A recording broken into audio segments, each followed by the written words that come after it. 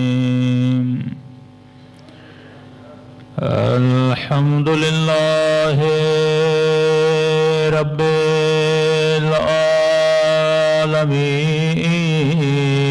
العالمين الحمد لله كما هو أهله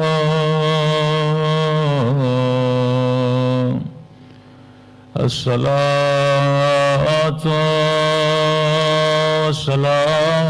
والسلام على سيد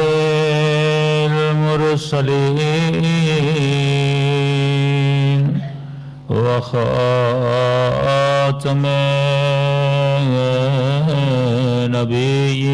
النبيين أبي القاسم محمد اللهم صل على محمد وعلى آله الطيبين الطاهرين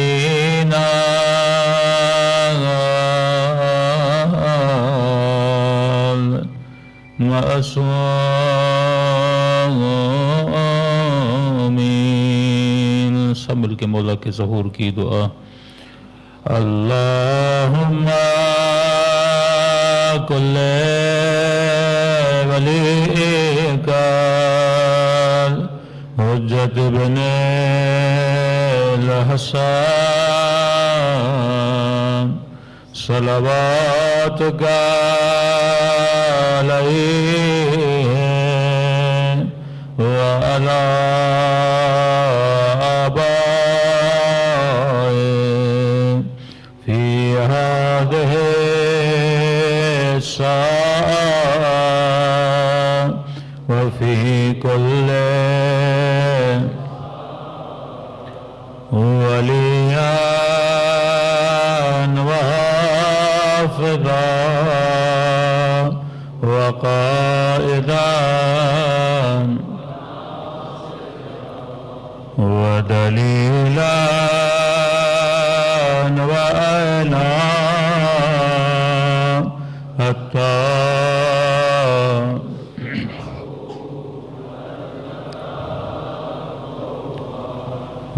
وتمتعه فيها طويلا برحمتك يا أرحم الراحمين صلوات پڑھے محمد وآلہ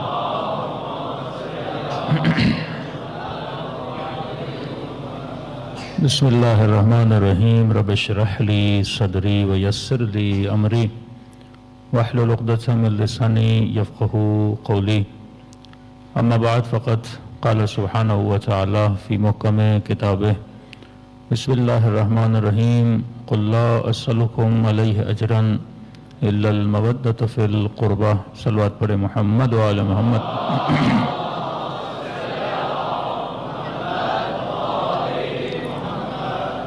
دعا ہے پروردگار عالم ہم سب کی عبادتیں اپنی بارگاہ میں قبول فرمائے اور جس مقصد زندگی کی خاطر مقصد حیات کی خاطر ان مجالس میں تشریف لاتے ہیں خدا ان مقاصد میں بھی ہم سب کو کامیابی نصیب فرما دے قرآن مجید کی بہت ہی مشہور اور معروف آیت ہر آیت قرآنی میں اللہ نے انسان کے لیے کوئی نہ کوئی پیغام رکھا ہے لیکن لفظ ہے انسان کے لیے وہ انسان جو صاحب عقل ہے وہ انسان جو صاحب حکمت ہے اگر بندہ صاحب حکمت نہ ہو صاحب عقل نہ ہو تو یہ قرآن اس کے لیے خسارہ ہے لیکن اگر صاحب عقل ہو تو یہ قرآن اس کے لیے باعث ہدایت ہے تو اصل جس چیز کو ہم نے سمجھنا ہے وہ اپنی عقول کو مضبوط کرنا ہے جب تک عقول مضبوط نہیں ہوں گی تب تک قرآن سے ہم کوئی فائدہ نہیں لے سکتے مسلمان بہت گزرے لیکن ہدایت ان مسلمانوں کو ملی جو صاحبان حکمت تھے۔ کربلا کا واقعہ صدیوں سے پڑھا جا رہا ہے، لیکن کربلا کے واقعے سے ہم نے کیا سیکھا، امت نے کیا سیکھا؟ یا سیدہ کی شہادت ہر سال منائی جا رہی ہے، لیکن اس حجت الہی سے امت نے کون سا درس لیا؟ کئی واقعات آپ کے سامنے حجت کو تمام کرتے ہیں۔ مثلاً آپ سے پوچھا جائے کہ کربلا میں کس شہید کی شہادت نے امت کے لیے حجت کو تمام کیا؟ شہداء تو بہت ہیں، حبیب ابن مظاہر بھی شہید ہیں، جناب قاسم بھی شہید ہیں، خود وجود امام حسین سے بڑی کوئی شہادت نہیں ہو سکتی، لیکن علماء فرماتے ہیں کس شہادت نے امت کے لیے حجت کو تمام کیا؟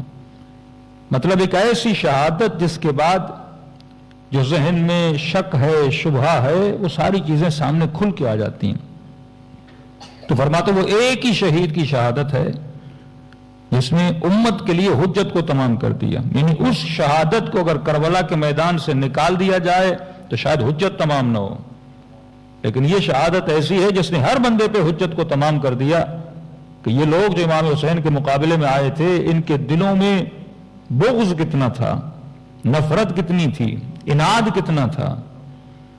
ہو سکتا ہے اگر کسی بڑے کی شہادت ہے تو یہ بولا جائے دو لوگ بڑے آپس میں لڑے تھے اور ایک نے ایک کو مار دیا، لیکن میرے معصوم وہاں فرماتے ہیں کہ ایک شہادت نے حجت کو تمام کیا۔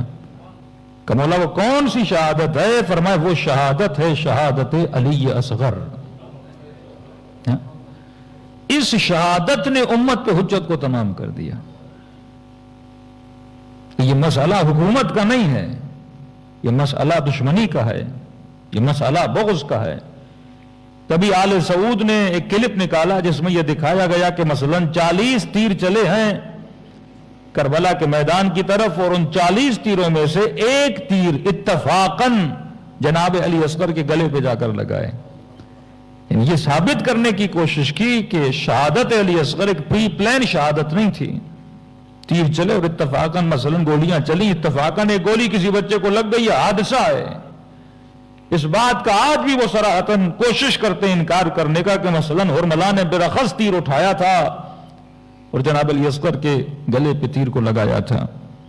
یہ کہ امام حسین نے خون کو اپنے چلو میں جمع کیا تھا، اور وہ جملے جو امام حسین نے کہے ان جملوں کا ربط ہے واقع جناب سیدہ فاطمہ الزہرا سے، کہ خون کو اٹھاتے ہیں، فرماتے ہیں نانا رسول خدا میں کچھ لوگوں کی آپ کی خدمت میں شکایت کروں گا، اگر وہ نہ ہوتے آج میرے ہاتھوں میں اصغر کا خون نہ ہوتا۔ ہر مصیبت کی کوئی نہ کوئی ابتدا ہوتی ہے، ہر واقعے کی کوئی نہ کوئی ابتدا ہوتی ہے۔ اسی طرح جناب سیدہ کی جو شہادت ہے یہ بھی حجت کو امت پہ تمام کر دیتی ہے۔ یعنی اس بیعت والے مسئلے میں اگر حضرت علی شہید ہو جاتے حجت تمام نہ ہوتی، حسن و حسین شہید ہو جاتے حجت تمام نہ ہوتی۔ لوگ بولتے حسن و حسین کون ہیں؟ علی کے بیٹے ہیں۔ علی کون ہیں؟ حکومت کے مسائل ہیں۔ بڑے بڑے اکابرین امت، بڑے بڑے اصحاب امت آپ دیکھتے ہیں شہید ہو گئے۔ کہ مولا فرماتے میں علی نہیں چاہتا کہ خلیفہ کشی مسلمانوں میں ایک سنت بن جائے۔ آپ تیسری خلافت کے واقعات جب پڑھیں گے، تاریخ میں تیسرے خلیفے کو کس طرح قتل کیا گیا، امام حسن و حسین کو حضرت علی بن ابی طالب نے دفاع کے لیے بھیجا، یہاں تک فرماتے ہیں کہ تلواریں چل رہی تھی، امام حسن و حسین اتنے دفاع میں آئے، کسی نے کہا کہ یا علی آپ اپنے لخت جگر کو بھیج رہے ہیں؟ امام نے فرمایا میں نہیں چاہتا امت میں یہ رسم بن جائے کہ ہر خلیفے کو کیا کیا جائے؟ قتل کر دیا جائے۔ مسئلہ بقائے امت کا ہے۔ کتنے اکابرین صحابہ آپ اس خلافتوں کے دوران دیکھتے ہیں قتل کر دیے گئے، اور اگر اس واقعے میں مولا علی شہید ہو جاتے حجت تمام نہ ہوتی، اس واقعے میں امام حسن و حسین کو کچھ ہو جاتا حجت تمام نہ ہوتی۔ لیکن جہاں پہ نبی کی بیٹی کا نام آئے، اس بیوی کو ہر کوئی جانتا ہے، اس بی بی کے مقام سے ہر کوئی واقف ہے، پورا مدینہ جانتا ہے کہ سیدہ فاطمہ زہرا کا مقام کتنا بلند ہے، جن کی فضیلت میں جتنی احادیث میں متفقون علیہ ہیں وہ یہ ہو کہ فاطمہ تم بضعۃ منی، میرے جگر کا ٹکڑا ہے، یا یہ جملے ہوں کہ جس نے میری بیٹی کو اذیت دی یا جس سے میری بیٹی ناراض ہے اس سے میں ناراض ہوں، جس سے میں ناراض ہوں اس سے خدا ناراض ہے، اس کے راضی ہونے سے خدا راضی ہوتا ہے اور اس کے ناراض ہونے سے خدا ناراض ہوتا ہے۔ یہ ہر کتب اہل سنت میں روایتیں موجود ہیں۔ تو سب سے بڑا کام جو سیدہ نے کیا وہ امت بے حجت کو تمام کر دیا، کیونکہ یہ حجت الہی ہے، اور امت کو یہ سکھایا کہ اگر تیرے امام زمانہ پر کوئی بات چیز آ جائے تو یہ ٹریننگ دے رہی ہیں کہ حجت الہی کے لیے خون دینے سے بھی گریز نہ کرنا۔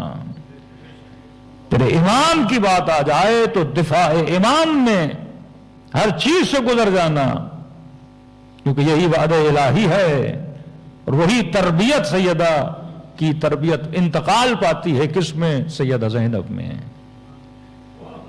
کہ فرماتے ہیں اگر سیدہ زہرا کو اور امام علی ابن ابی طالب کی تربیت کا مجموعہ کسی ایک شخص میں پایا جاتا ہے وہ سیدہ زینب سلام اللہ علیہا ہے۔ عورت ہونے کے اعتبار سے ہم شکل سیدہ ہیں، خطبہ دیتی ہیں کوفے کی بازار میں تو لوگوں کو لگتا ہے کہ علی گفتگو کر رہے ہیں، ایک رنگ علی ابن ابی طالب کا، ایک رنگ سیدہ فاطمہ زہرا کا۔ تو بیوی نے کس کو تمام کیا؟ حجت کو تمام کیا۔ لیکن اس مسئلے کو اگر ہم نے بیان بھی کرنا ہے تو بیان وہی کر سکتا ہے جو صاحب حکمت ہو، کہ مولانا نہج البلاغہ میں فرماتے ہیں کہ میرے گلے میں ہڈی ہے اور آنکھوں میں کانٹا ہے، علی کرے تو کیا کرے، اگر تلوار اٹھاتا ہوں تو دین اسلام کے ٹکڑے ٹکڑے بن جاتے ہیں، اور یہ علی کو خوف ہے کہ عرب اپنی جاہلیت کی طرف پلٹ کے نہ چلا جائے۔ مسئلہ ذات کا نہیں ہے، مسئلہ دین کا ہے۔ اکثر یہ سوال اٹھے کہ علی نے اپنے دفاع میں تلوار کیوں نہیں اٹھائی، یہ مثالیں دی جائیں کہ ہمارے در پہ کوئی آ جائے تو ہم باہر نکل کے آ جائیں تو علی باہر کیوں نہیں نکلے۔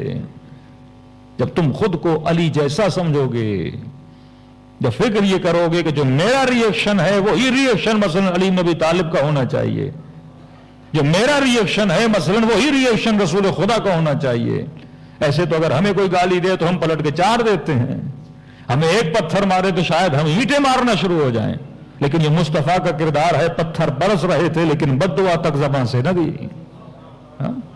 کبھی اس طرح کمپیئر نہ کیا کرو، عقل کل کا ریئیکشن اور ہوتا ہے، صاحب علم کا ریئیکشن اور ہوتا ہے، جاہل کا ریئیکشن اور ہوتا ہے۔ یہ تاریخ میں بار بار آپ کو جو فضائل علی سنائے جاتے ہیں کہ مثلا ضربت علی یوم الخندق افضل من عبادت ثقلین، علی کی ایک ضربت عبادت ثقلین زلزل ہے۔ بھائی کیوں ایک ضربت عبادت ثقلین زلزل ہے؟ کیونکہ ساری ضربتوں میں ذات کی محبت شامل ہے، علی کی ضربت میں صرف خدا کی محبت شامل ہے۔ ہاں؟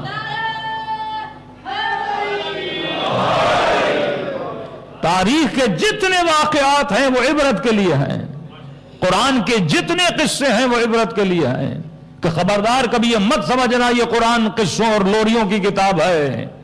اگر خدا 1,01,24,000 انبیاء کے قصے سنانا پڑاتا تو شاید قرآن کی 100 جلدیں ہوتی ہیں، یعنی پوری صدیوں کا خلاصہ۔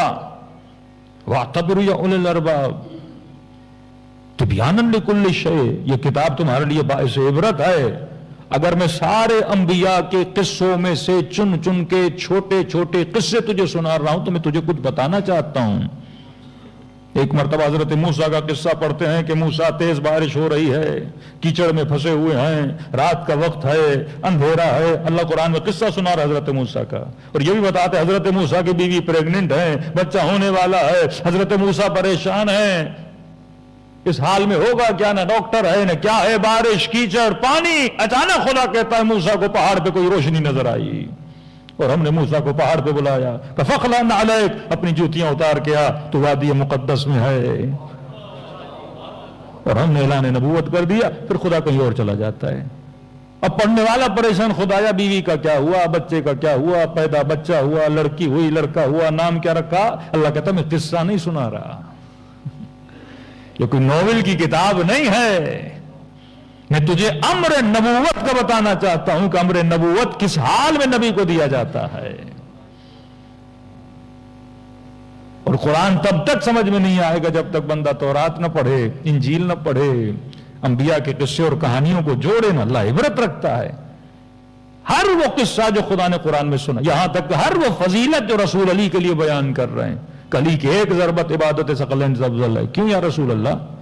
اتنی تلواریں چلی، اتنے اصحاب تھے، کیا ان کی ضربتیں افضل نہیں؟ کہ افضل ہے پر عبادت ثقلین سے افضل نہیں ہے۔ کیوں افضل ہے؟ کیونکہ علی کی ضربت میں ذات کی محبت نہیں ہے۔ یہ بھی تو واقعہ ہے نا کہ ایک بندہ مر گیا، رسول کو کہا یا رسول اللہ فلاں بندہ شہید ہو گیا، کہ شہید راہ خدا نہیں ہے، خچر کی راہ میں شہید ہو گیا۔ کہ کیوں یا رسول اللہ؟ کا اس کے خوبصورت خچر پہ نگاہ پڑی اور اس نے اس چکر میں جا کے اس کافر کو مارنا چاہا، کہ یہ جب مر جائے گا تو اس کا خچر مجھے ملے گا۔ اتفاق سے مرا وہ نہیں، مرا خود، یہ چلا گیا۔ تو خدا کس چیز کو دیکھتا ہے؟ نیت کو دیکھتا ہے نا، عمل کو نہیں دیکھتا۔ عمل کا بھاری ہونا اور ہے، نیت کا عبادت ثقلین ہونا اور ہے۔ اصل نیت ہے، ہر عمل کا دار و مدار نیت ہے، تب عبادت ثقلین ہے۔ یہ قصہ آسانیوں سے سنتے ہیں کہ علی کے چہرے پہ لعاب دہن پھینکا، علی نے چہل قدمی کرنا شروع کر دی۔ آخر میں جواب کیا دیتے ہیں؟ ہاں ضربت وہ بھی چلاتا تو وہ مر جاتا، ضربت اب بھی چلا رہا ہوں، اس سے بھی مرے گا، لیکن دو ضربتوں میں فرق یہ ہے کہ اس ضربت میں علی کی ذات کی محبت شامل ہو جاتی۔ کوئی آپ کی توہین کرے نا، آپ کو اور غصہ آتا ہے۔ یہ غصہ کس کے لیے؟ اللہ کے لیے ہے یا ذات کے لیے؟ کسی نے مجھے گالی دی اور مجھے غصہ، یہ غصہ کس کے لیے ہے؟ ذات کے لیے ہے یا اللہ کے لیے ہے؟ ذات کے لیے ہے نا۔ تو فرمایا علی کبھی بھی کوئی عبادت اپنی ذات کے لیے نہیں کرتا، وہ خالصتاً خدا کے لیے انجام دیتا ہے۔ اب حملہ ہوتا ہے علی ابن ابی طالب کے گھر پر، ایک مسئلہ ذات کا ہے کہ علی تلوار اٹھائیں اور لڑیں، ایک مسئلہ دین اسلام کا ہے جو نہج البلاغہ میں بتاتے ہیں۔ تلوار اٹھاتا تو کیا ہوتا؟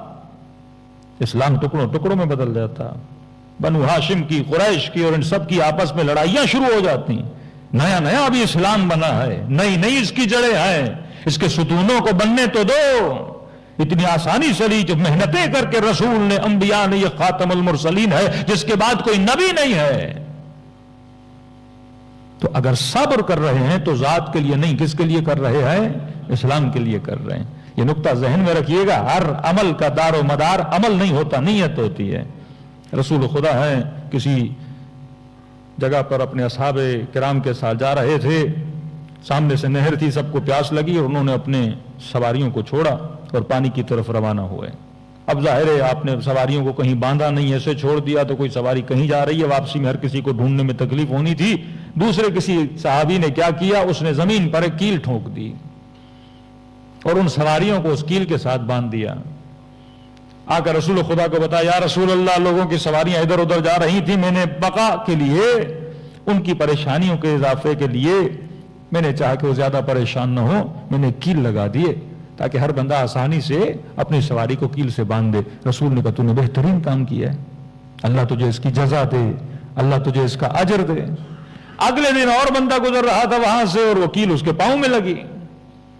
اس نے کہا یہ زمین کے بیچ میں اتنی بڑی کیل، جو بھی آئے گا اس بیچارے کا پاؤں زخمی ہو جائے گا۔ اس نے وہ کیل وہاں سے اکھاڑ کے پھینک دی اور یہ بھی رسول کے پاس آیا، یا رسول اللہ میں گزر رہا تھا، زمین پر کیل لگی، میں نے ہٹا دی تاکہ کسی کے پاؤں میں کوئی زخم نہ آئے۔ رسول نے کہا جزاک اللہ، تو نے بہترین کام کیا۔ کیل لگانے والے کو بھی کہا جزاک اللہ، کیل نکالنے والے کو بھی کہا جزاک اللہ۔ کہ خدا کیل لگانا اور نکالنا نہیں دیکھ رہا، وہ تیری نیت کو دیکھ رہا ہے۔ الاعمال بالنیات، عمل کس بنیاد پر ہے؟ نیت کی بنیاد پر۔ پہلی چیز خدا یہ دیکھتا ہے تیری نیت کیا ہے۔ دوسری چیز خدا عمل کرنے والے کی عقل کو دیکھتا ہے۔ ایک مرتبہ ایک جاہل نماز پڑھتا ہے، ایک مرتبہ ایک عالم نماز پڑھتا ہے، ایک مرتبہ ایک زاہد نماز پڑھتا ہے، ایک مرتبہ ایک نبی نماز پڑھتا ہے، ایک مرتبہ ایک امام نماز پڑھتا ہے۔ نماز ایک ہی ہے، لیکن جو خدا جزا دیتا ہے وہ بندے کی عقل کے معیار کو دیکھ کر دیتا ہے۔ یہ نہیں کہ سب کی نمازوں کا ثواب برابر ہے، اللہ یہ بھی دیکھتا ہے جو ظرف مجھے سجدہ کر رہا ہے وہ ظرف میں علم کتنا ہے۔ نماز تو آپ کی بھی نماز ہے، رکوع تو ہمارے بھی رکوع ہیں، لیکن جو رکوع میں زکوٰۃ دے اسے ولایت کا درجہ عطا کر دیا گیا نا۔ خیراتیں تو ہم بھی کرتے ہیں، خیرات تو حسنین کے لیے سیدہ نے بھی کی نا، لیکن جن کے لیے قرآن کی آیتیں نازل ہو جائیں۔ اللہ عمل کرنے والے کی عقل کو دیکھتا ہے، اور عقل مند وہ ہوتا ہے جس کے پاس علم ہوتا ہے۔ بندگی کی شان یہی ہے کہ بندے کے پاس علم ہو۔ تو ایک خدا نیت کو دیکھتا ہے، دوسرا خدا یہ دیکھتا ہے کہ عمل کرنے والے کی عقل کتنی ہے۔ بے وقوف لاکھ عمل کرے کوئی فائدہ نہیں۔ خوارج کے واقعات پڑھ لیجئے، مارقین و قاسطین کے واقعات پڑھ لیجئے، سب کے واقعات آپ پڑھیں گے، قرآن کی روح سے آپ کو یہی پتا چلے گا کہ خدا کیا دیکھتا ہے، بندے کی عقل کو دیکھتا ہے۔ حضرت موسیٰ بھی سجدہ کر رہے ہیں، مد مقابل والے بھی سجدہ کر رہے ہیں۔ وہ واقعہ آپ نے سنا کہ اپنی گائے کو رکھا ہوا تھا اور کہہ رہا تھا کہ کاش خدا ہوتا میں گائے کا دودھ پلاتا اور خدا کو کنگھی دیتا۔ اب خدا اسے بھی جزا دے رہا ہے، لیکن اس کی عقل کیا ہے؟ کم ہے۔ عقل جتنی زیادہ ہو جائے عمل کا پیمانہ اتنا زیادہ بڑھ جاتا ہے۔ تیسری چیز، نیت کو دیکھتا ہے، بندے کی عقل کو دیکھتا ہے۔ تیسرا یہ دیکھتا ہے اس بندے کی عقل میں حکمت کتنی ہے، صاحب حکمت ہے کہ نہیں ہے۔ نیزوں پہ قرآن چڑھا، امت تقسیم ہو گئی، کچھ لوگوں نے علی کو چھوڑا، کچھ لوگوں نے امیر شام کو چھوڑا۔ نمازی تھے، زاہد تھے، عابد تھے، ماتھوں پہ سجدوں کے نشان تھے، پر زمانے کے فتنوں کو سمجھنے کی حکمت نہیں تھی ان کے وجود میں۔ آج آپ دیکھیں شیعہ جب آپس میں اختلاف میں پڑ جاتے ہیں، یہ نہیں کہ علم نہیں ہے، یہ نہیں کہ عقل نہیں ہے، سب کچھ ہے پر صاحب حکمت نہیں ہے۔ جو حکیم نہیں ہوتا، جو امت کے مسائل کو سمجھتا نہیں ہے، جو فوراً جذباتی ہو جاتا ہے۔ آج مسلمان اب شیعہ کوئی واقعہ پڑھے فوراً لڑنے پہ آ جاتے ہیں، یا مد مقابل کوئی بات سنا ہے تو شاید آپ لڑنے پر آ جاؤ۔ واقعے کو واقعے کی صورت میں لو۔ یہ دیکھو یہ جو تاریخ کا واقعہ ہے، مثلا کربلا کا واقعہ ہے، جناب سیدہ کی فدق کا واقعہ ہے، بھائی اس سے آپ نے کیا سیکھا؟ اس سے آپ کو کیا عبرت ملی؟ اس سے آپ نے کیا حکمت سیکھی؟ اگر تو صاحب حکمت نہیں ہے تو کچھ بھی نہیں ہے۔ میں چھوٹی سی آپ کو مثال دوں، مثلا اسلام کا حکم ہے الغیبت اشد من الزنا، غیبت زنا سے، قتل سے بری بیماری ہے، لیکن وہی اسلام کہتا ہے کئی جگہوں پہ غیبت جائز بھی ہے۔ حکمت کو دیکھتے ہوئے نا حکم بدل گیا۔ اب بندہ بولے کہ نہیں غیبت جو ہے کیا ہے؟ حرام ہے، اور ہر جگہ حرام ہے۔ بعض لوگ خوش متقی جو ہوتے ہیں، اب ایک حدیث پڑھ لی اور اسی حدیث کے پیچھے لگ گیا، اسے یہ نہیں پتا کہ اس کی حکمت کیا ہے۔ مسائل حکمت کے تحت بدلتے رہتے ہیں نا، کہ غیبت حرام ہے، ایک جگہ پہ کہا کہ غیبت کرنا جائز نہیں بلکہ ثواب بھی ہے۔ اب اس نے صرف حکم غیبت پڑھا ہوا ہے نا۔ یہ سوچو کہ اللہ نے غیبت کو حرام کیوں کیا؟ کیونکہ غیبت کے حرام ہونے کی وجہ یہ ہے کہ غیبت لوگوں میں باعث فساد ہوتی ہے۔ دو لوگوں کو لڑانا، ان میں تفرقہ ڈالنا، گھروں کو بگاڑنا، میاں بیوی میں جھگڑے کرانا، مومن کے دل میں اگلے مومن کی نفرت کو ڈالنا، اس سے سارے معاشرتی جتنے تعلقات ہیں وہ کیا ہو جاتے ہیں؟ خراب ہو جاتے ہیں۔ لیکن ایک جگہ پہ کہا کہ غیبت جائز ہے، وہ کون سی جگہ ہے؟ مثلا کسی نے کسی کے گھر میں اپنے بیٹے کا رشتہ بھیجا، اب یہ باپ پریشان ہے، بیٹی فلاں بندے کو دے کہ نہ دے، اسے وہ جانتا نہیں ہے، اسے پتا چلا کہ آپ اس بندے کو جانتے ہو، آپ کے پاس آ گیا اور کہا کہ فلاں بندے کو بیٹی دینی ہے یا اس کے ساتھ بزنس کرنا ہے، مطلب میں اس کے ساتھ انوالو ہونے والا ہوں، سوشلی انوالو ہونے والا ہوں۔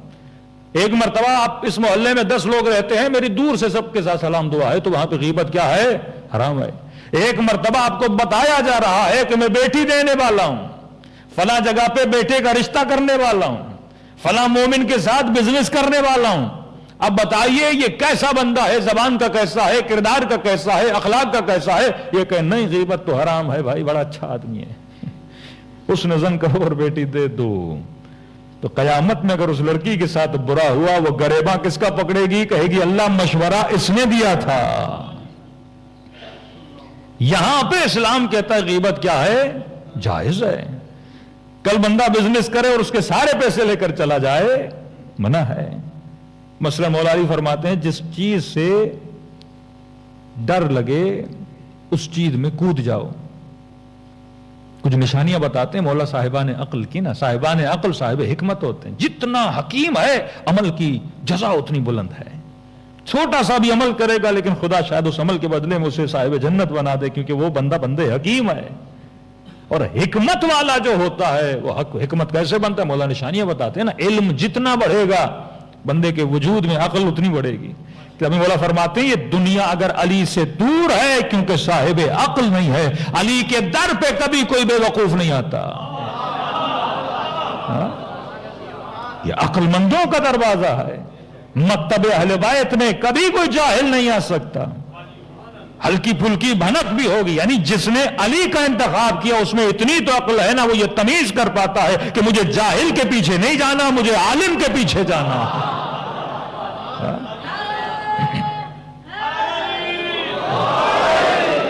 یہ سلیکشن آپ کی بتاتی ہے آپ عاقل ہو یا جاہل ہو۔ آپ کسی ہوٹل میں جاتے ہو، کسی ریسٹورنٹ میں جاتے ہو، 4 جابز کی آفر ہوتی ہے آپ کو، 4 رشتوں کی آفر ہوتی ہے آپ کو، یہاں سے آپ کی عقل کا پتہ چلتا ہے۔ 4 رشتے آ گئے، آپ نے کس سے شادی کی؟ یہ عقل بتاتی ہے نا بندے کی سلیکشن کیا ہے۔ 4 اسکول میں بچوں کی داخلہ کروانی ہے، سلیکشن کون سی ہے؟ کون سا بزنس کرنا ہے، سلیکشن کون سی ہے؟ کس سے دوستی کرنی ہے، سلیکشن کون سی ہے؟ تمہاری سلیکشن بتاتی ہے کہ تمہارا عقل کیا ہے نا۔ تو یہ کہے کہ میں نے اپنا امام علی کو منایا، اس کی سلیکشن بتا رہی ہے یہ کتنا عقل مند ہے۔ جب مانے افصح الرجال فی العرب، حسب بہترین، نسب بہترین، باب مدینۃ العلم، سب کو ایک دوسرے کا بھائی بنایا، علی کو اپنا بھائی بنایا۔ یہ بھی مانتے ہیں سیدہ کے لیے رشتے اور بھی آئے، سب کو ٹھکرایا، علی کو اپنایا۔ یہ فضیلت کی بات ہے نا۔ کس بنیاد پہ؟ یا رشتہ داریاں تو نہیں چل رہی نا، رشتے آ رہے ہیں لیکن اپنایا علی بن ابی طالب کو۔ وہ شجاعت کی بات ہو، فصاحت کی بات ہو، مطلب آپ نے جو سلیکشن کی، یہ سلیکشن بتاتی ہے کہ بندہ کیا ہے، صاحب عقل، ابتدائی بنیاد پر۔ اب جب عقل بڑھتی ہے تو زندگی میں کامیابی آتی ہے، اب جب عقل بڑھتی ہے تو بندہ حکیم بنتا ہے۔ پریشان ہمیشہ زندگی میں وہ ہوتا ہے جس نے زندگی میں غلط فیصلے کیے ہوتے ہیں، وہ فیصلہ دین کا ہو، وہ فیصلہ مذہب کا ہو، وہ فیصلہ امام کے چننے کا ہو، وہ فیصلہ زندگی گزارنے کا ہو۔ جب فیصلے غلط ہو جاتے ہیں تو زندگی میں سکون چلا جاتا ہے، لیکن جب فیصلے بہترین ہوں، مصیبت بڑی سے بڑی آ جائے تو جملہ ایک ہی ہے سیدہ زینب کے جملے پر کہ ما رأیت الا جمیلہ، زینب نے حسن کے علاوہ کچھ بھی نہیں دیکھا۔ پچھتاوا نہیں ہے کہ زینب بازار میں کھڑی ہے، شرابی کی دربار میں کھڑی ہے، کا پچھتاوا نہیں ہے مجھے اپنے فیصلے پر کہ میں حسین کے ساتھ کربلا میں کیوں آئی۔ ہم نے وہ کیا جو ہمیں کرنا تھا، تو نے وہ کیا جس سے تیری ذات ظاہر ہوتی ہے، تیری تربیت ظاہر ہوتی ہے۔ اخلاق ہے نا، ایک اخلاق الہی ہے، ایک اخلاق شیطانی ہے۔ ہر بندہ اپنے اخلاق سے بتاتا ہے کہ میں رحمان کا ماننے والا ہوں یا شیطان کا ماننے والا ہوں۔ تو فرمایا نیت کے بعد بندے کا صاحب عقل ہونا، صاحب عقل ہونے کے بعد بندے کا حکیم ہونا، یہ درجات ہیں۔ پہلا درجہ حکمت ہے۔ مثلا شہید مطہری شریعتی کا واقعہ ہے کہ گاڑی میں سوار ہوئے اور ان سے جو ڈرائیور تھا وہ ایتھیس تھا، یعنی سیکولر ٹائپ بندہ تھا، اللہ کو نہیں مانتا تھا۔ تو اس نے کہا کہ شریعتی میں خدا کو نہیں مانتا اور آپ بڑی خدا کی پرچار کرتے ہو، کہ دیکھو اگر ہم دونوں مر گئے اور مرنے کے بعد کوئی خدا نہ تھا، یہ مولویوں کی باتیں ہیں، برزخ ہوگی، قیامت ہوگی، فشار قبر ہوگا، وادی سلام و وادی برہوت، کہ اگر مر گئے کچھ بھی نہ تھا، بس آئے ایک مچھر کی طرح دنیا میں زندگی جی اور مرنے کے بعد کچھ بھی نہیں تھا، کہ شریعتی پھر تو گھاٹے میں ہے، میں نے تو سارے مزے لوٹ لیے۔ تم اس ڈر کے چکر میں کوئی قیامت ہے، کوئی جہنم ہے، کوئی حساب و کتاب ہے، تو نے دنیا سے تو کوئی مزے نہیں لوٹے، میں نے تو سارے مزے لوٹ لیے۔ میں نے کہا نا عقل مند کیا ہوتا ہے، حکیم ہوتا ہے۔ اور صاحب حکمت کی ایک نشانی یہ ہے وہ زندگی میں احتمال ضرر ضرور دیتا ہے۔ سنیے جواب ان کا انہوں نے کہا ٹھیک ہے ڈرائیور صاحب آپ سچ کہہ رہے ہیں، فرق یہ ہے مزے آپ نے تھوڑے زیادہ لوٹے ہیں، اور ایسا بھی نہیں کہ شریعتی نے کوئی مزہ نہیں لوٹا، ہر وہ مزہ جو خدا نے میرے لیے حلال قرار دیا اسے میں نے لیا ہے، کھانا تو بھی کھاتا ہے کھانا میں بھی کھاتا ہوں، فرق یہ ہے کہ شاید میں بکری کا کھاؤں تو سور کا کھا لے، میں نے خود کو تھوڑا حدود میں رکھا ہے، شربت میں بھی پیتا ہوں شربت تو بھی پیتا ہے، فرق یہ ہے تو تھوڑی نشے والی پی لیتا ہے، ہم وداؤٹ نشے والی پی لیتے ہیں، لذت نکاح میں نے بھی لی لذت نکاح تو نے بھی لی، فرق یہ ہے میں نے خود کو حدود میں رکھا ہے، تو نے اپنے لیے کوئی حد نہیں رکھی، لباس تیرے بدن پر بھی ہے لباس میرے بدن پر بھی ہے، میں تھوڑا کنٹرولڈ ہو کے اس دنیا میں زندگی جی رہا ہوں، ایسا نہیں کہ مزے میں نے نہیں لیے، سکون میری زندگی میں بھی ہے۔ اس نے کہا تو سچ کہہ رہا ہے، اگر ہم دونوں مر گئے اور مرنے کے بعد کچھ نہ تھا تو نہ تو نقصان میں نہ میں نقصان میں، تو بھی جیا میں بھی جیا، تو نے بھی کھایا میں نے بھی کھایا، تو بھی گھوما میں بھی گھوما، فرق یہ ہے تو تھوڑا آزاد قسم کا تھا، میں نے خود کو حدود میں رکھا ہوا تھا۔ لیکن کہا ڈرائیور یہ بتا اگر دونوں مر گئے اور کچھ تھا، کوئی قیامت تھی کوئی خدا تھا کوئی جہنم تھی کوئی جنت تھی، پھر شریعتی فائدے ہی فائدے میں ہے اور تو گھاٹے ہی گھاٹے میں ہے۔ اللہم صلی علی محمد۔ میں نے کہا عمل حکمت والا عمل ہو، حکمت نہیں تو بندے کا عمل کا کوئی فائدہ نہیں۔ کہ ڈرائیور یہ بتا اگر تو اب ہم اس روڈ سے جا رہے ہیں مثلا تجھے تہران جانا ہو مشہد سے، اور دو راستے ہوں تہران جانے کے، مثلا ایک راستہ 1000 کلومیٹر کا، دوسرا راستہ مثلا 1100 کلومیٹر کا، 100 کلومیٹر لمبا ہے، اور تو نے لمبے راستے کو چھوڑ کے شارٹ کٹ پہ چلنا چاہا تھا، اور اچانک راستے کے بیچ میں، یہ سنیے گا بات بڑی عقل والی بات ہے، راستے کے بیچ میں کوئی انجان فرد کھڑا ہے جسے تو نہیں جانتا، اور وہ تجھے یہ بولے کہ بھائی اس راستے سے نہیں جانا، لمبے والے راستے سے چلے جاؤ۔ آپ پوچھو کیوں نہ جاؤ؟ کبھی ابھی سنا ہے 4 گاڑیوں کو ڈکیت نے ڈکیت لیا ہے، چوری کر لیا ہے، 2 لوگوں کو مار دیا ہے، کڈنیپ بھی کر لیا ہے، بڑے خطرناک لوگ سامنے کھڑے ہیں، کہ جاؤ گے؟ کہ پاگل تھوڑی ہوں۔ ڈرائیور کہہ رہا پاگل تھوڑی ہوں۔ کہ کیوں؟ کہ بندے نے بتایا کوئی راستے کھڑے ہیں۔ کہ تو بندے کو جانتا ہے؟ کہ نہیں۔ کہ پتا بھی ہے سچا ہے یا جھوٹا ہے؟ کہ نہیں۔ کہ پھر اس کی بات پہ اتنا یقین کیوں؟ کہ اس کی بات پہ یقین نہیں، عقل مندی کا فیصلہ، یہ بندہ احتمال ضرر دے، اگر چور ہوا تو، کہ اگر تو 1,01,24,000 انبیاء کو علیہ باللہ جھٹلا بھی دے، وہاں ایک بندہ تجھے کہہ رہا ہے کہ راستے میں شاید چور ہے، یہاں 1,24,000 نبی کہہ رہے ہیں مرنے کے بعد کوئی قیامت ہے۔ اللہ اکبر یا رسول اللہ۔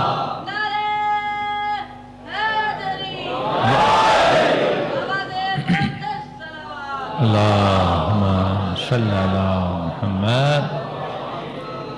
مطلب بندہ نبیوں کو نہ بھی مانے، ایک بندہ اللہ میں کہتا ہوں نبی کو نہ بھی مانے، اس کی صداقت کو بھی نہ مانے، کسی بات کو، لیکن 1,00,000 بندے آ کے ایک ہی بات کریں، 1,24,000 بندے ایک ہی بات کریں کہ خدا ایک ہے، جہنم ہے، قیامت ہے، قبر ہے، کہ احتمال ضرر نہیں دو گے؟ کہ گاڑی کے لیے احتمال ضرر ہے پر آخرت کے لیے احتمال ضرر نہیں۔ کہ بتا عقل مند تو ہے یا عقل مند میں ہوں؟ تبھی مولا نے کہا بے وقوف کبھی علی والا نہیں ہوتا، عقل مند ہی اس در علی ابن ابی طالب پر آتا ہے، عقل مند ہی عابد ہوتا ہے، عقل مند ہی خدا کو سجدہ کرتا ہے۔ تو امام نے فرمایا ایک نشانی وہ احتمال ضرر دیتا ہے۔ اب مثالیں دوں گا تاکہ آپ سمجھیں کہ حکمت کیا ہوتی ہے۔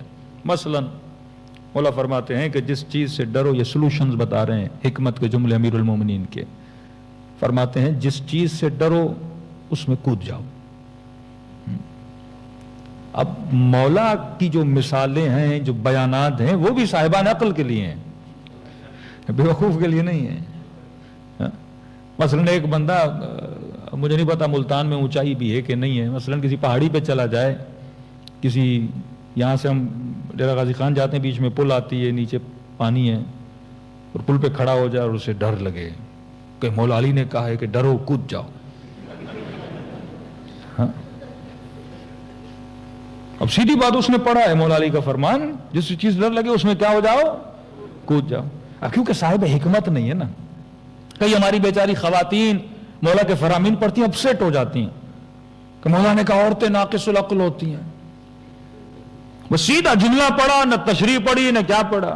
بھائی بنیا ہے, اللہ نے مرد کو عورت کو الگ الگ ایموشنز اور جسم کی الگ الگ توانائیوں کے ساتھ کیا کیا ہے, بنایا ہے. عورت مظہر جمال الہی ہے,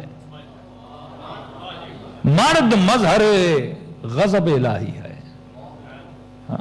عورت میں جمال کی صفت ہے, مرد میں جلال کی صفت ہے.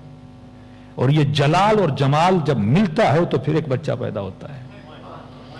اس بچے کی اگر تربیت ہونی ہے تو جلال کے ساتھ بھی ہونی ہے اور جمال کے ساتھ بھی ہونی ہے. تب جا کے معاشرے کو ایک بہترین فرزند عطا کیا دیا جاتا ہے. لیکن آج جس دنیا میں آپ جی رہے ہو اور جس طرح کی دنیا بنائی جا رہی ہے, جلال کو جمال بنایا جا رہا ہے اور جمال کو جلال بنایا جا رہا ہے. تو تربیت کیا خاک کی تربیت رہے گی. کئی چیزیں اللہ نے آپ کی نیچر میں رکھی ہیں, رجوع تو کری اپنی فطرت کی طرف. ہدایت ایسے اللہ نے پھوٹ پھوٹ کے ہدایت انسان میں بھر کے رکھی ہے. مثال دے رہا ہوں, یہ ٹاپک نہیں ہے لیکن بات چھڑی ہے, مثال دے رہا ہوں. مثلاً ایک خاتون کو کیسا مرد اچھا لگتا ہے. اب معصوم کا فرمان ہے نا, اس میں غور کرو. عورت مظہر جمال, مرد مظہر جلال. یا مرد کو کیسی خاتون اچھی لگتی ہے, وہ فزیکلی ہو یا مینٹلی ہو, دونوں کے اعتبار سے, فکری اعتبار سے, ظاہر اعتبار سے. کیا مرد کو ایسی عورت اچھی لگتی ہے جس کے ڈولے شولے ہوں, باڈی بلڈنگ کر کے آئی اور بڑے ڈولے چھولے ہوں, کتنے رشتے جائیں گے اس کے پاس. کیوں ایسی عورت اچھی نہیں لگتی؟ ظاہری اعتبار سے وہ نیک ہوگی, سب کچھ ہوگا. بناوٹ کے اعتبار سے بھی عورت کا جو نازک پن ہے وہ مرد کو اچھا لگتا ہے. کیوں؟ کیونکہ وہ مظہر جمال ہے. اسی طرح کسی عورت سے پوچھو آپ کو مرد کون سا ظاہراً اچھا لگتا ہے, جس مرد کی حرکتیں عورتوں والی ہوں, میک اپ کرتا پھرے, آئیبروز بناتا پھرے, بڑا نازک مزاج ہو. کسی بھی عورت سے پوچھو گے وہ کہیں گے ہمیں مرد سے شادی کرنی ہے, اس سے نہیں کرنی. مرد کون ہوتا ہے؟ مضبوط ہو, صاحب وقار ہو, ظاہر اعتبار سے بھی, لہجے کے اعتبار سے بھی. چھوٹی سی مثال دوں آپ کو. گھر میں, گھر کی مثال دے رہا ہوں, گھر میں آپ کی ماں سے, آپ کی بیوی سے آپ ایک بوتل لے کر آئے, کوئی چیز لے کر آئے باہر سے, وہ کھل نہیں رہی. ہاں, وہ بیٹی کو نہیں دیتی, بیٹے کو بلاتی ہے. ہاں, اب فطری مثال دے رہا ہوں, بیٹے کو دیتی ہے, بیٹا یہ کھول دو تو میرے ہاتھ سے کھل نہیں رہی. اچھا, اگر اس سے وہ بوتل نہیں کھل رہی, اس میں وہ اپنا عیب نہیں مانتی, سمجھے میں کمزور ہوں, اپنا عیب نہیں مانتی, ایک تسلیم شدہ چیز ہے, بیٹا مجھ سے نہیں کھل رہی. اتنی عمر رسیدہ ماں یا بہن یا بیوی ہو, شوہر کو بلاتی ہے, بھائی کو بلاتی ہے, بیٹے کو بلاتی ہے کہ یہ ذرا کھول کے دے دے. اور یہ بھی جب کھولتا ہے تو پھر اس کے ایکسپریشن ایسے ہوتے ہیں, بہت بڑا پہلوان والا کام کر لیا اس نے. انٹرنلی اتنا خوش ہوتا ہے, میں نے پتہ نہیں کیا کر دیا. کیوں؟ کیونکہ مرد مظہر جلال الہی ہے, اسے یہ اچھا لگتا ہے. اور وہ ماں بھی فخر کرتی ہے ایسے بیٹے پر. نہ کھول سکے تو ماں کو برا لگتا ہے, تو کیسا مرد ہے, ایک بوتل نہیں کھول پا رہا. کیونکہ اللہ نے دونوں کے اندر الگ الگ مزاج رکھے, الگ الگ صفات رکھی اپنی حکمت کی بنیاد پر. اب بندہ اگر صاحب حکمت نہ ہو تو نہ علی کی بات سمجھ میں آئے گی, نہ خدا کی بات سمجھ میں آئے گی. اس کو صاحب حکمت ہونا چاہیے. امام جس چیز سے ڈرو اس میں کود جاؤ. اب مولا کا فرمان پڑا, سیدھا پل سے چھلانگ مار دے گا نیچے. علی نے کہا تھا, امام فرماتے میں نے کہا کہ جس چیز سے ڈر لگے اس میں کود جاؤ, لیکن عقل کے دائرے کے اندر. مثال کے طور پہ ہم چھوٹے تھے، ایران میں سوئمنگ نہیں آتی تھی، سوئمنگ پول میں چلے گئے، اب پانی کو دیکھ رہے ہیں، ڈر لگ رہا ہے، کوچ کہہ رہا ہے کود جاؤ، ہم کہہ رہے ہیں نہیں بھائی آگے پانی ہے، کودیں گے تو کہیں مر نہ جائیں۔ اب یہاں پہ بندے کی عقل ہونی چاہیے، اور علی کا فرمان یہاں پہ کام آئے گا۔ عقل مندی کا تقاضا یہ ہے جب تم ساری چیزوں کو کیلکولیٹ کر لیتے ہو کہ مثلا پانی 3 فٹ کا ہے، 4 فٹ کا ہے، اگر کودوں گا بھی تو ڈوبوں گا نہیں، ایک کیلکولیشن آپ نے کر دی۔ اگر تھوڑا گہرا بھی ہے تو 4 لوگ کھڑے ہیں، کوچ کھڑا ہے، بھائی کھڑے ہیں، والد کھڑے ہیں، ساری کیلکولیشن کر لی، پھر بھی بندہ ڈر رہا ہے تو یہ ڈر جو ہے عقلانی ڈر نہیں ہے۔ ساری کیلکولیشن کے بعد بھی اگر ڈر لگ رہا ہے، اس ڈر میں کوئی عقل بھی نہیں ہے، ہر جگہ سے آپ کو سیف پوائنٹ نظر آ رہا ہے کہ مثلا کودوں گا، بھائی بچا لے گا، فلاں نکال لے گا، پانی اتنا گہرا نہیں ہے۔ اب یہاں پہ علی فرماتے اگر ڈر لگا ہے تو کیا کرو؟ کود جاؤ۔ اور جب ہم نے یہ فرمان پڑھا، کود گئے، اس دن کے بعد پانی کا ڈر کیا ہو گیا؟ ختم ہو گیا، کیونکہ بندہ گرے گا بھی تو کوئی کیا کر لے گا؟ بچا لے گا۔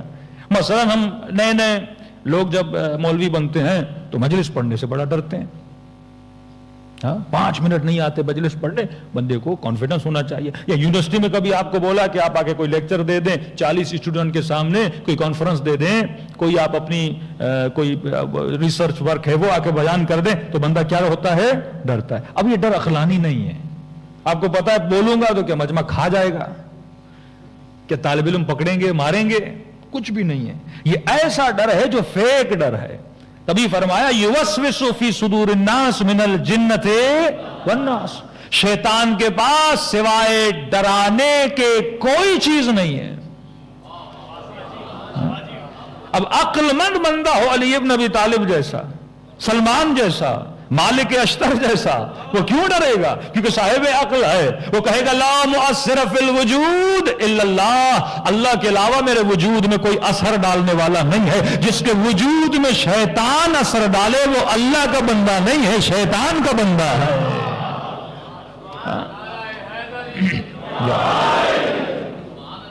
تو بندے کے ہر چیز جو کیلکولیشن ہے عقلانی کیلکولیشن ہو۔ جب میں نے کیلکولیٹ کر لیا کون مجھے کیا کچھ کر سکتا ہے؟ شیطان کیا کرتا ہے؟ قرآن کہتا ہے یہ تجھے مال کا خوف دیتا ہے، اولاد کا خوف دیتا ہے، کہ یہ کام کرو گے کہیں مال کا نقصان نہ ہو جائے، یہ کام کرو گے کہیں اولاد کا نقصان نہ ہو جائے۔ اللہ کہتا ہے تیرے مال کا مالک بھی میں ہوں، تیری اولاد کا مالک بھی میں ہوں۔ یعنی 5 منٹ کے لیے سوچئے کہ امام حسین ان چیزوں کی کیلکولیشنز کرتے تو کیا کربلا جانا چاہیے تھا؟ کیا سیدہ زینب وہ کیلکولیشنز کرتی، کیا دروازے پہ آنا چاہیے تھا؟ نہیں۔ لیکن صاحب حکمت تھی، بدن دنیا فنا ہے، کہ فرماتے ہیں دنیا میں آنا، آ کر جینا اور جی کر چلے جانا یہ کمال نہیں ہے۔ دنیا میں تو ایک مچھر بھی آتا ہے، جی کے چلا جاتا ہے، دنیا میں ایک مکھی بھی آتی ہے، جی کے چلی جاتی ہے۔ دنیا میں آؤ اور ایسے جیو جیسے علی ابن ابی طالب جیے تھے، کچھ کر کے جاؤ عبادت الہی کے راستے میں، مقصد انسانیت کے راستے میں۔ تو یاد رکھیے یہ مکتب عقل کا مکتب ہے، یہ مکتب حکمت کا مکتب ہے۔ قرآن صاحبان حکمت کے لیے عبرت کا کتاب ہے، اور فرامین اہل بیت اور حجتائے الہی انہوں نے جو کچھ کیا امت پہ حجت کو تمام کیا۔ واللہ قیامت کے دن کوئی بہانہ نہیں ہوگا کہ مسلمان کہے پروردگارا میرے لیے کوئی حجت تمام نہیں ہوئی، تو اللہ کہے گا کیا تم نے سیدہ زہرا کا واقعہ نہیں پڑھا تھا؟ کیا تم نے کربلا کا واقعہ نہیں پڑھا تھا کہ within 55 years اور 60 years ایک ایسا معاملہ بن پڑا کہ امت اپنے ہاتھوں سے اپنے نبی کے نواسے کو قتل کرنے چلی؟ چلیے شہادت کے واقعے کا کوئی انکار کر دے، لیکن حق تو مانگنے گئی تھی۔ آج برملا بولا جاتا ہے گئی تھی، پھر فقہی اصطلاحیں نکالنا شروع کرتے ہیں۔ سیدہ قرآن پہ بات کرنے گئی تھیں اور مد مقابل حدیث کی بات کر رہے تھے، لیکن سوال یہ ہے کہ بی بی گئی تو تھی، مقام کتنا بڑا۔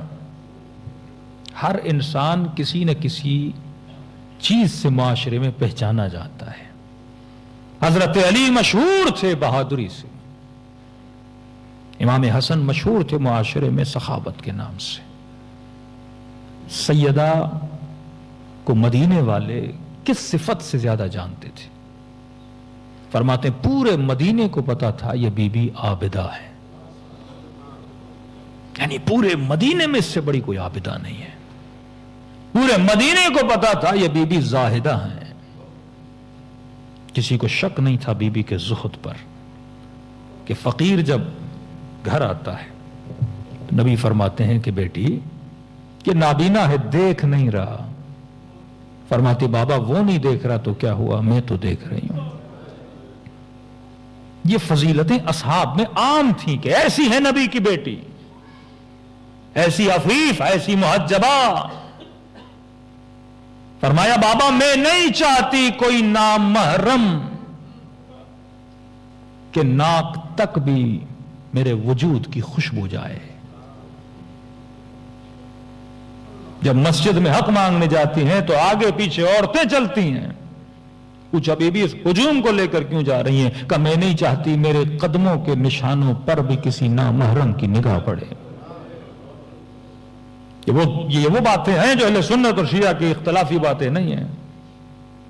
حجب کے اعتبار سے، حیا کے اعتبار سے، عفت کے اعتبار سے، زہد کے اعتبار سے، عبادت کے اعتبار سے مدینے کی عورتیں اگر قرآن کی تفسیر کسی سے پڑھنے جاتی تھیں سیدہ سے پڑھتی تھی، فقہی مسائل اگر کسی سے پوچھنے جاتی تھی سیدہ سے پوچھنے جاتی تھی، کیونکہ یہ نبی کی وہ بیٹی ہیں جن کو ڈائریکٹ تعلیم دی ہے رسول خدا نے، جو اصحاب کو اتنا کچھ سکھا گئے کہ اپنی بیٹی کو نہیں سکھائیں گے، جو حکم کر کے گئے اطلب العلم من المہد الی اللحد، جس نے مہد سے لحد تک مصطفیٰ کی گود سے علم لیا ہو۔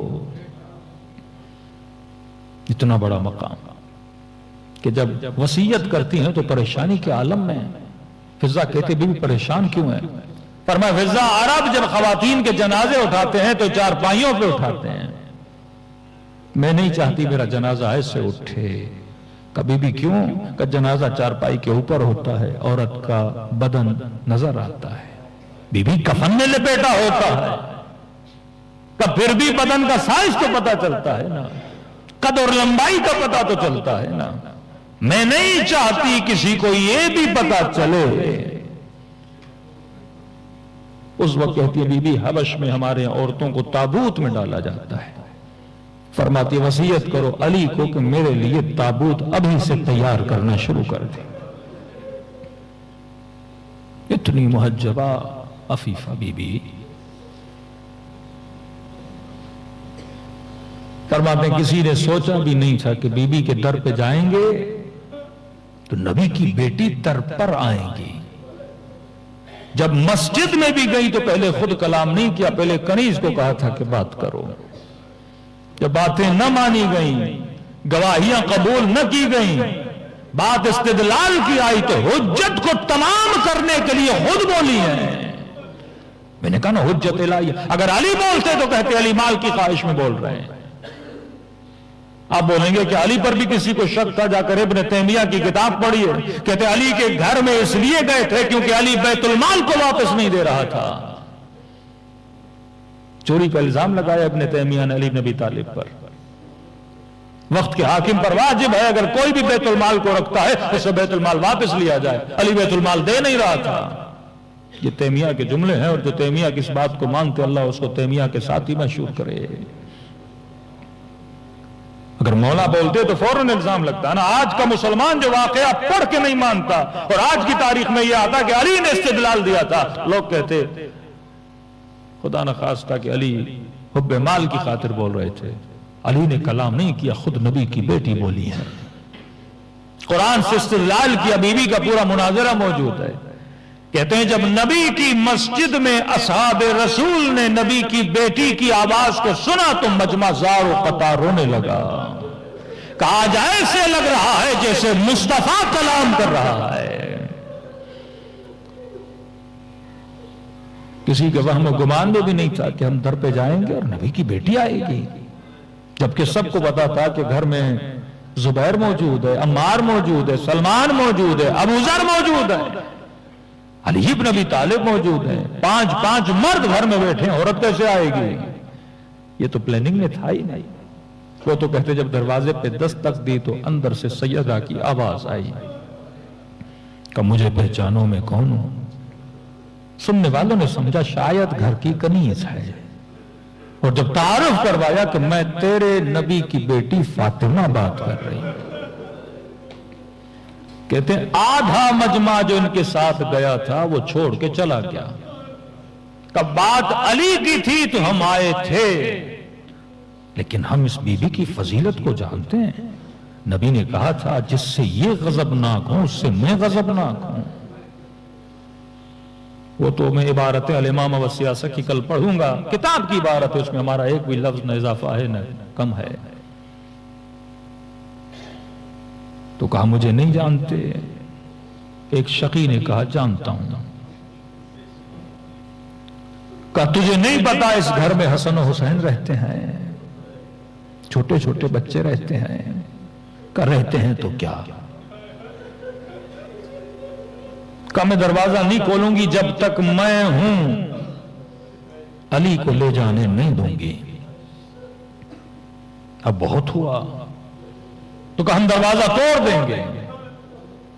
کہا میں دروازے کے پیچھے ہوں، کہا آگ لگا دیں گے. سیدہ فرماتی ہیں میں کبھی بھی علی کے دامن کو نہ چھوڑتی. اگر یہ نہ ہوتا، کسی نے پوچھا مولا سے مولا اس نے ایسا کیا کیا تھا کہ سیدہ کو علی کے دامن کو چھوڑنا پڑا؟ امام نے کہا چھوڑا نہیں تھا، اس نے اتنا غلاف شمشیر سے بازو پہ مارا تھا.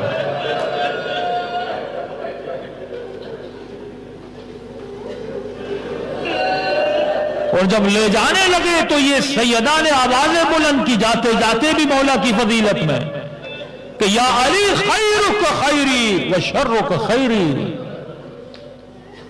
وہ تو جانتی تھی، لوگوں کو بتا رہی ہے کہ اے علی کہ تجھے لے جا رہے ہیں یہ سن لے کہ علی تیرا خیر زہرا کا خیر ہے.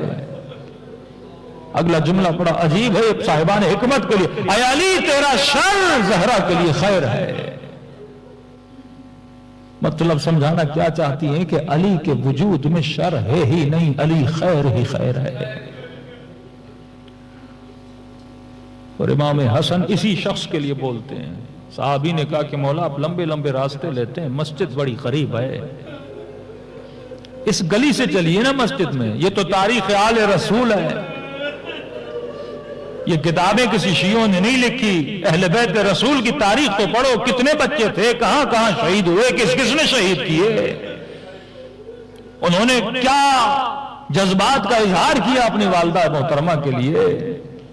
امام فرماتے نہیں اس راستے سے میں کبھی نہیں گیا. مولا نزدیک ہے چلیے. کہ نہیں، اس گلی میں اس کا گھر ہے جس نے اماں کو مارا تھا.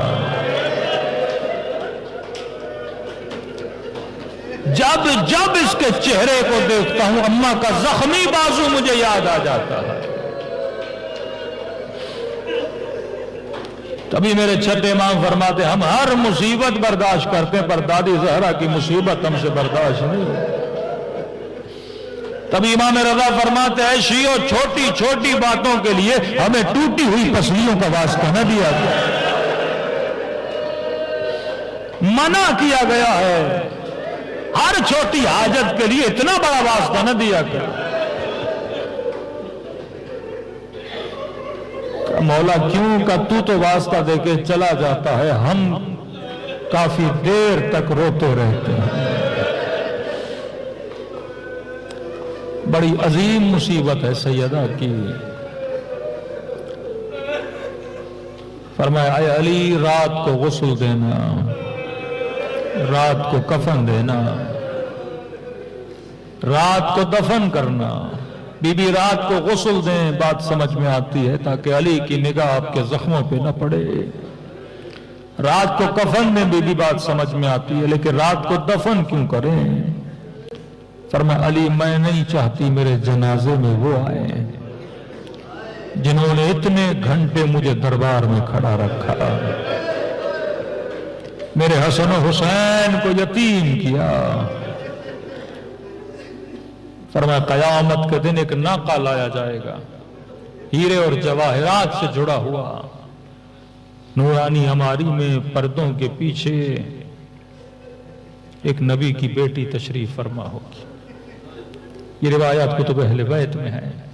نادی ندا دے گا، آواز بلند ہوگی کہ غضوا ابصارکم، آنکھوں کو بند کر لو. کہتے انبیاء اولیاء ادب سے سروں کو جھکا لیں گے. مولا کون ہے اس ناقے میں کہ ہماری دادی زہرا اس ناقے کے اندر ہوں. اور اللہ کہے گا فاطمہ آج جو مانگنا ہے خدا سے مانگو.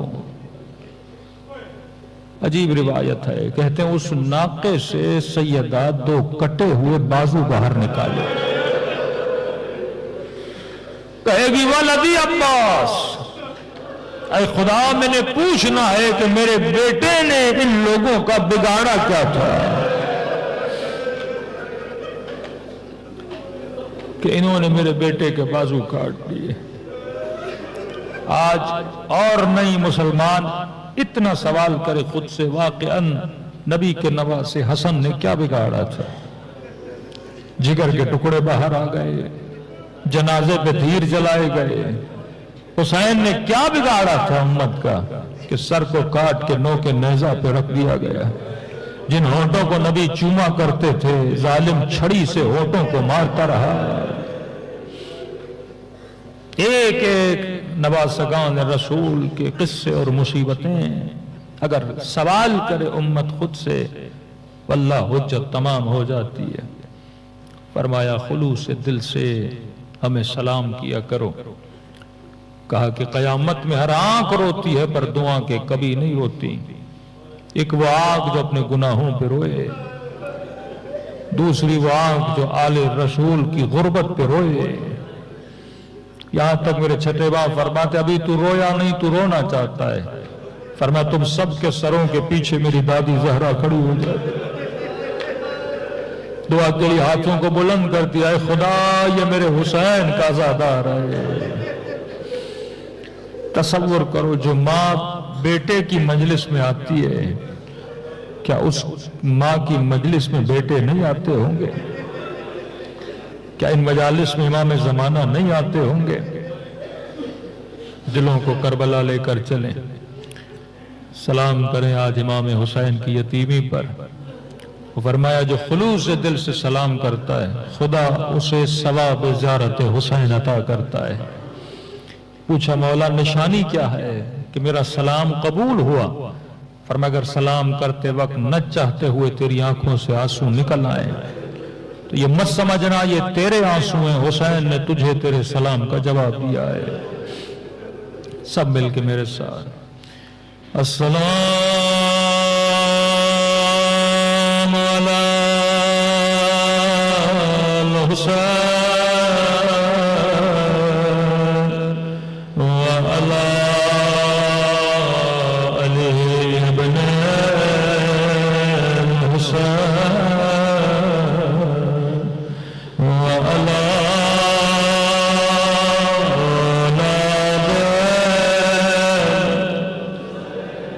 بلند آواز وعلی اصحاب الحسین. سب مل کے السلام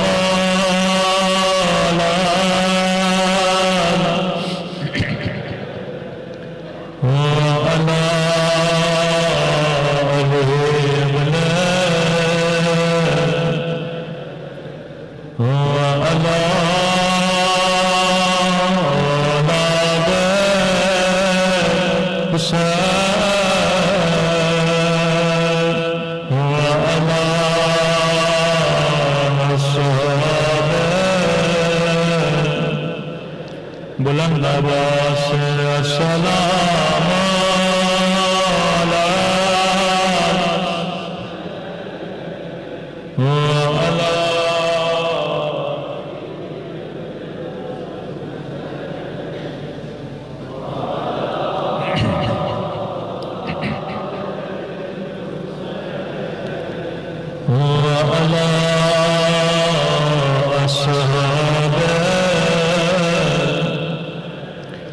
میرا سلام ہو زینب کی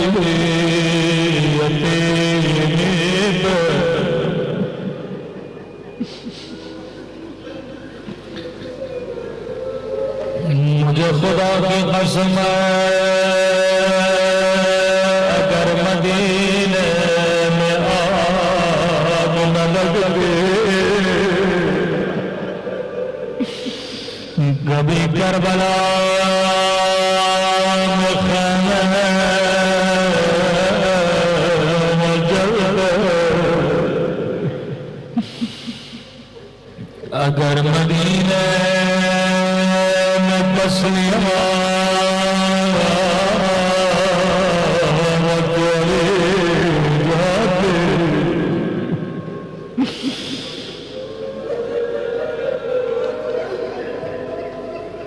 ظالم شخص کہتا ہے ابن زیاد جب میں نے لاشوں پہ گھوڑے دوڑائے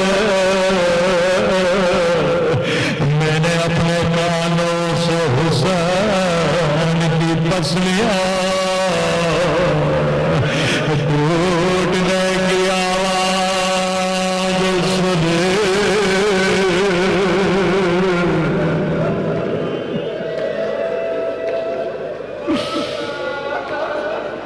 لیکن امام حسین آپ کی مصیبت میں اور سیدہ میں بڑا فرق ہے مولا آپ کی پسلیاں تب ٹوٹی جب آپ شہید ہو چکے تھے لیکن سیدہ ابھی زندہ تھی آپ کا دروازہ 40 لوگ گزر گئے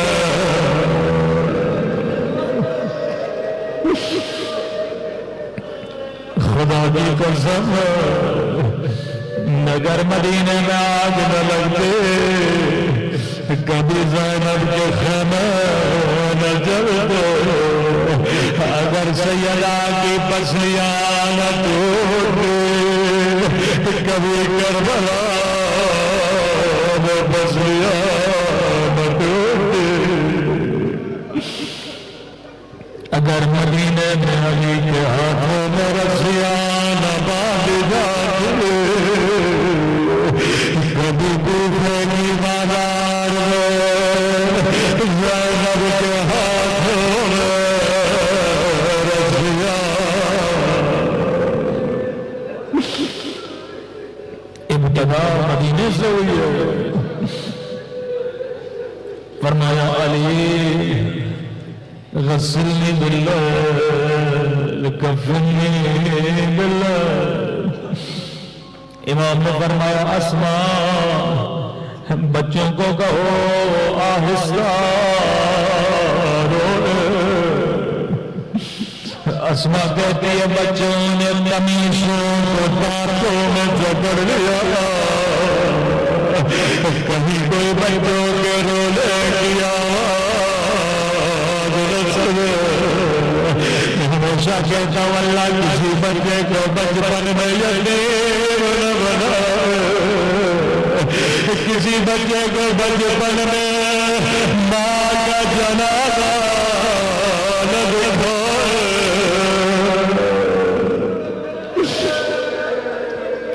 اولاد کے لیے بڑا مشکل ہوتا ہے والدین کے جنازوں کو دیکھنا یہ کیفیت ملالی کے گھر کے بچے قمیصوں کو دانتوں میں جکڑا کہیں کوئی بچوں کے رونے کی آواز اسماء کہتی علی غسل دے رہے تھے غسل دیتے دیتے علی کی فریاد مولا بچوں کو کہا فرمایا اسماء میں نے وہ بسلیاں دیکھے جو زہرا مجھ کو چھپا رہے تھے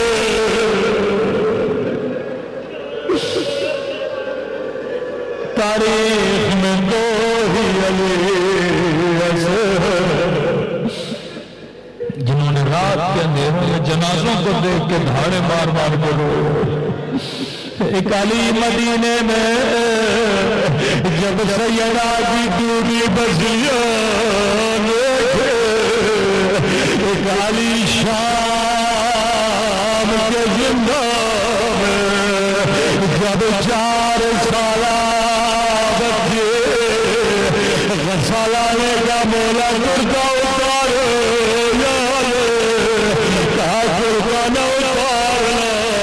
ارے بدل سے خون جاری ہو جائے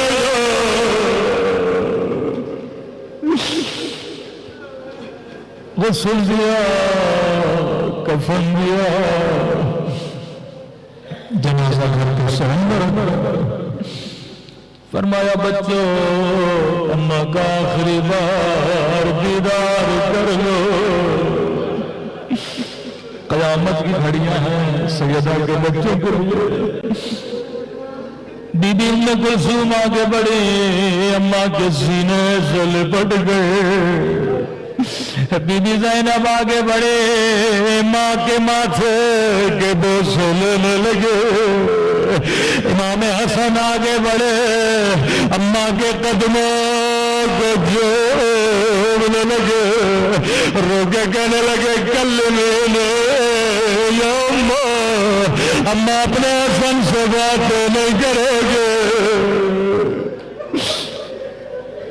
لیکن اسما کہتی ہے ایک بچہ تھا جو سب سے چھوٹا تھا گھٹنے میں سر کو دے کے زارو قطار رو رہا تھا یہ بچہ آگے نہ بڑھا مولانے کا حسین ماں سے خدا دل کرے رو کے کہنے لگے بابا جب تک ماں نہیں ملا تو میں نہیں جاؤں گا روایت کے جملے بڑے سخت ہیں ایک مرتبہ پندے کفن کھلے 2 ہاتھ باہر آئے آجا میرے حسین آجا میرے کربلا والے حسین آجا میرے پیاس حسین